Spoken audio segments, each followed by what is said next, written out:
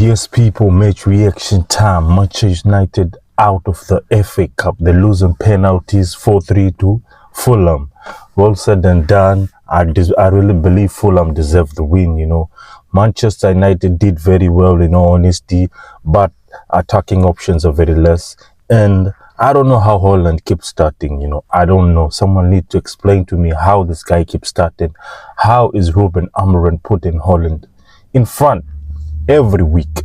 And people are going to say the same thing. He is very poor. He cannot stop the ball. He cannot do anything. His attacking threat is below minus, -0, -10, whatever you want to call it. Zero effect on the game. How he keeps starting, it remains to be seen, people. Well, the game started off. United played very well, in all honesty. They had like 9 shots on target, 20 shots. If you're counting Garnacho's shots, he kept flying balls to the crowds. Here and there, he kept flying balls to the crowd. But United played very well. But in the first half, Fulham gotta go through a set piece through their defender, and then it was 1-0. Even though United had better chances, they controlled the game mostly. But defensively, they were doing very well. And attacking wise, they're just dead. There's no threat there. They don't look like they're gonna hurt Fulham. And Fulham had better chances, I know United had a lot of chances as well, but I feel like Fulham deserved to win the game if you look at it.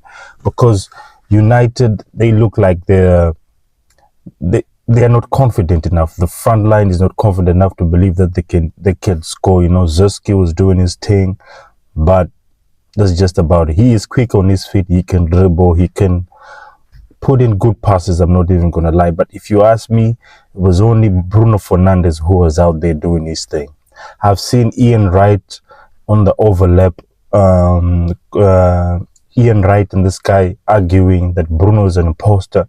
Bruno, you might call him an imposter, but Ian Wright, I'm sliding with Ian Wright on this one. I believe Bruno Fernandes is the only guy that is there helping the team week in, week out. If we are going to compare the whole list, if we're going to put from the beginning of the season until now, when the goals are dry, who are they looking up to?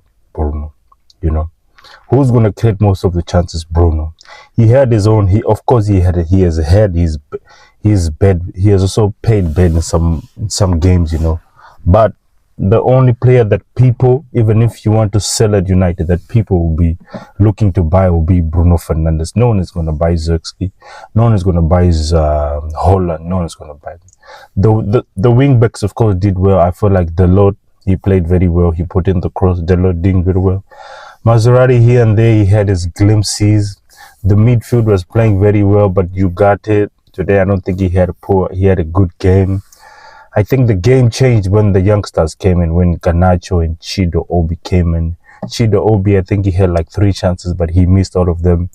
He's a young kid, we cannot ask much for him, but he looked lively. That's when the game even looked lively, because Onana, he kept delaying with the ball.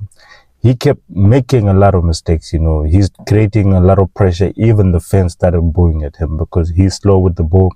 His delivery is slow, But when the kids came in, they did very well, Garnacho, he needs to keep his head down. He has all the pace, but when he's in the final third, he does not know what to do with the ball sometimes. And he's just looking to hit it, whatever he wants to hit it, That is the only problem I have with Garnacho. But Chido Obi was looking lively.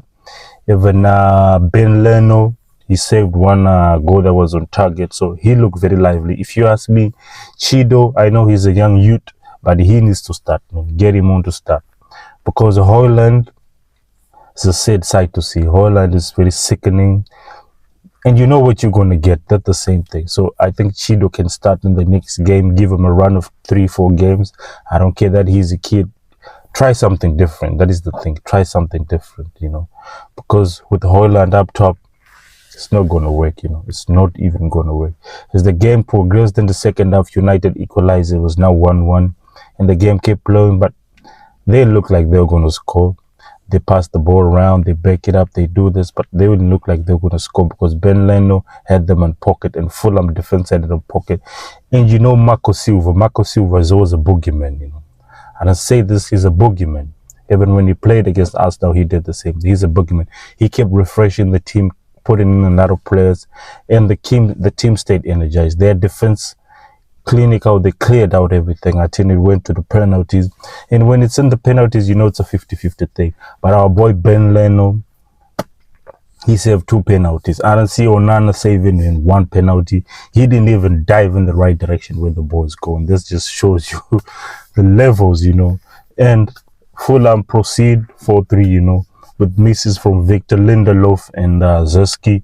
How is Victor Lindelof taking the penalty? Someone need to explain that to me. How is he taking the penalty? You have people who are there. You have Chido who is there. How is Victor Lindelof taking the penalty? When he came, you could see his body language is not going to score. And Zeski, I think he just folded because of the pressure, you know. He could not hold it together. Anyway, Fulham proceed to the quarterfinals, which leaves, I think, only Manchester City are there in the big 6 now. So they might just sneak it, people.